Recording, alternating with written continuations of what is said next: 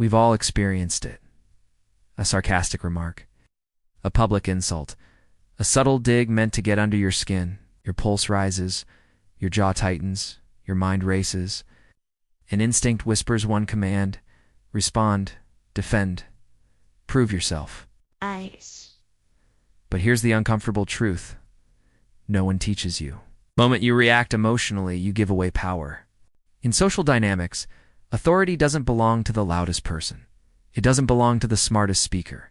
It definitely doesn't belong to the angriest one. It belongs to the person who reacts the least. This brings us to a psychological strategy few people understand, and even fewer can execute. It's called the mirror void. The mirror void is the art of using silence and neutrality to flip pressure back onto the instigator. Without confrontation, without aggression, without a single word. And today, you'll learn why calm presence unsettles manipulators, and how silence becomes your strongest response. Disrespect is rarely random. When someone undermines you, mocks you, or pokes at you, they're not trying to communicate truth. They're trying to trigger emotion. Anger, defensiveness, embarrassment. This is called rage baiting. The insult itself isn't the goal. Your reaction is. The moment you explain yourself, argue back, or even calmly defend your position, you confirm one thing: their words moved you. And in any power dynamic, the person who controls emotions controls the interaction. Think about it carefully. Someone can pull you into reaction whenever they want. They're leading. You're following. That's why reacting, even when you're right, is still losing. The mirror void works because it removes the reward completely. No emotion, no resistance, no engagement. What remains is a vacuum, and humans hate vacuums. When you don't react, the instigator is forced to sit inside the space they created. They hear their own words echo. They feel their own insecurity surface. Your silence becomes a mirror. They don't see you. They see themselves. And most people don't like what they see. The first pillar of the mirror void is heavy silence. Silence is uncomfortable because it removes structure. Most people rely on constant noise to feel safe and in control. In normal conversation, we rush to fill gaps. In conflict, we rush to explain ourselves. But when someone disrespects you and you stop responding, the entire dynamic shifts.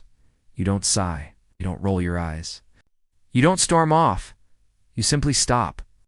And that silence does something powerful. It removes their emotional payoff. It transfers pressure onto them. It forces self-awareness or escalation.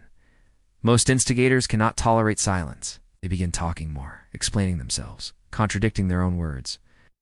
And suddenly, they look insecure. It's not you.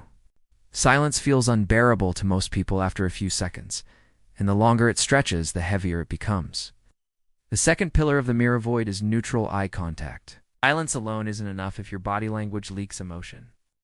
Neutral eye contact is not a glare. Anger is still engagement.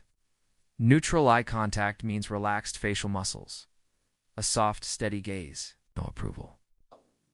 You are not challenging them. You are observing them. Like watching something that no longer has emotional weight. When silence and neutral eye contact combine, something unsettling happens. They can't read you. They can't provoke you. They can't control the frame. This uncertainty is deeply uncomfortable for anyone seeking dominance. Without saying a word, you communicate one message clearly. You do not influence my emotional state.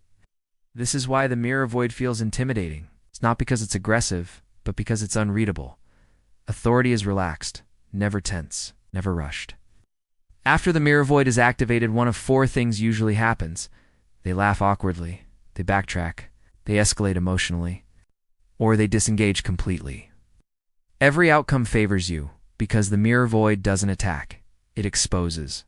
It reflects behavior without commentary. Exposure is more powerful than confrontation. The mirror void is not passivity. It is emotional discipline.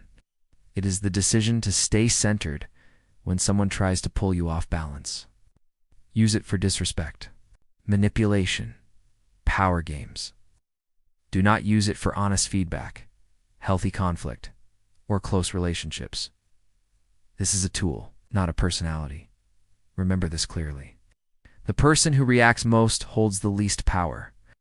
Silence redirects pressure to the instigator. Neutral presence is more intimidating than rage. You don't need to win arguments. You need to refuse emotional manipulation. And the next time someone tries to provoke you, hold the silence. Stay neutral. Let the pressure shift. Stay calm, stay grounded, stay powerful. If this helped you understand silent authority, like the video, share it with someone who needs it, and subscribe for more insights on psychology and power dynamics.